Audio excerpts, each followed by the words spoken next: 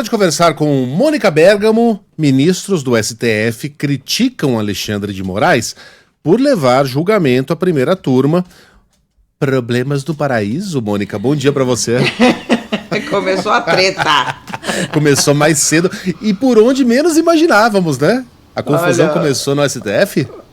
Sempre, né? O Megali, é o seguinte, eu conversei com alguns ministros do Supremo Tribunal Federal que estão inconformados com essa decisão do ministro Alexandre de Moraes de levar o julgamento do ex-presidente, eu sempre chamo de presidente, né? Os ex-presidentes a gente sempre chama de presidente, mas o ex-presidente Jair Bolsonaro, né, por tentativa de golpe de Estado, à primeira corte. O que eles dizem? Eles dizem que esse caso é muito grande, tem muita repercussão, tem muita importância para ser julgado pela primeira turma, que deveria ser julgado pelo plenário do tribunal. O plenário do tribunal é integrado por todos os ministros.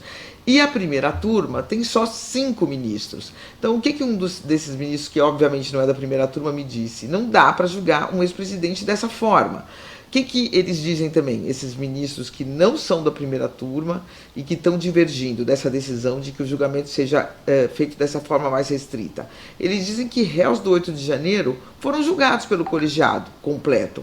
Por que o caso do Bolsonaro vai ser tratado de forma diferente? Então, para a gente entender, Megali, a primeira turma ela tem 5 ministros. Tem o Alexandre de Moraes, Flávio Dino, Cristiano Zanin, Carmen Lúcia e Luiz Fux. Qual que é a expectativa? Pelo histórico desses ministros, pelos votos que eles já deram no 8 de janeiro, pelos votos que eles deram ao longo da história. A expectativa é de que todos eles votem pela condenação do Bolsonaro, né? Então isso vai dar um peso histórico da unanimidade para essa condenação. Agora, os magistrados que divergem do Alexandre de Moraes dizem que é isso mesmo que ele quer dizer, impedir o julgamento no plenário para evitar debates, para evitar divergências que naturalmente vão surgir, né? Dos 11 ministros do tribunal, 2 foram indicados pelo Bolsonaro, o André Mendonça e o Cássio Nunes Marques. Ô Megali, se a gente lembrar do julgamento do Mensalão, o julgamento do Mensalão, que foi no plenário, ele foi quase todo por 10-1, né? Sempre era o Lewandowski que era a voz isolada. Mas quando surgiu essa divergência, o que entrou para a história? Foi a divergência, né? O Lewandowski fez um contraponto a Joaquim Barbosa, embora ele tenha sido um voto vencido, aquele contraponto embasou toda uma resistência política por parte do PT e da esquerda, né? Então é muito importante essa divergência, ela não é uma mesmo vencida, ela tem um peso muito grande. Então, a condenação do Bolsonaro dificilmente seria evitada no plenário. Eu acho que no plenário seria, no mínimo, 7-3, eu acho até que, talvez até 10-1.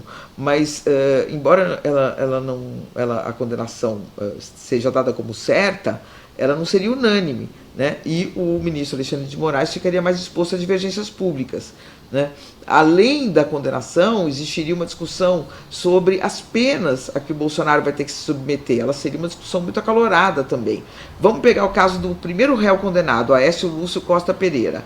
Ele foi condenado a 17 anos de prisão, Megali.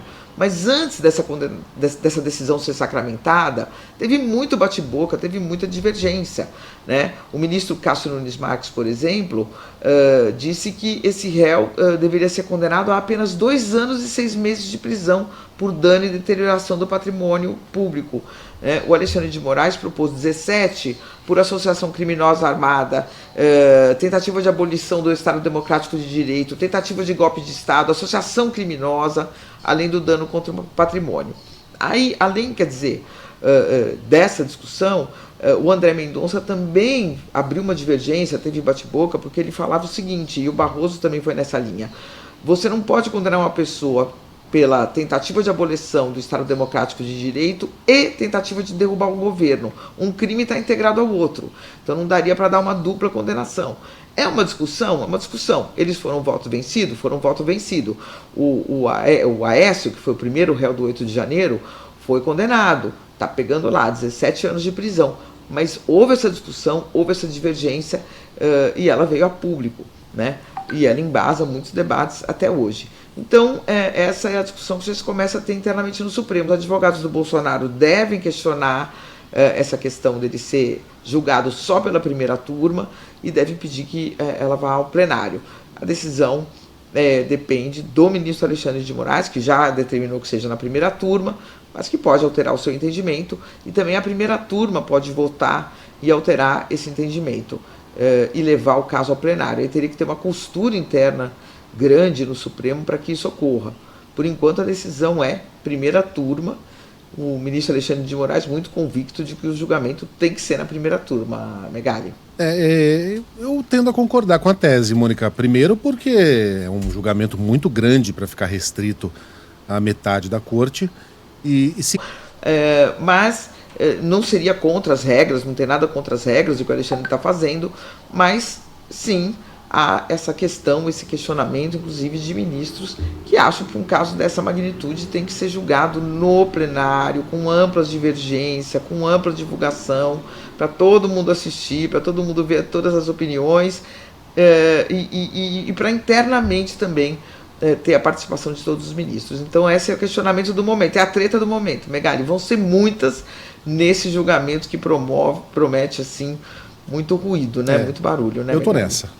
O fogo que ilumina a escuridão vem da faísca, a faísca vem do choque.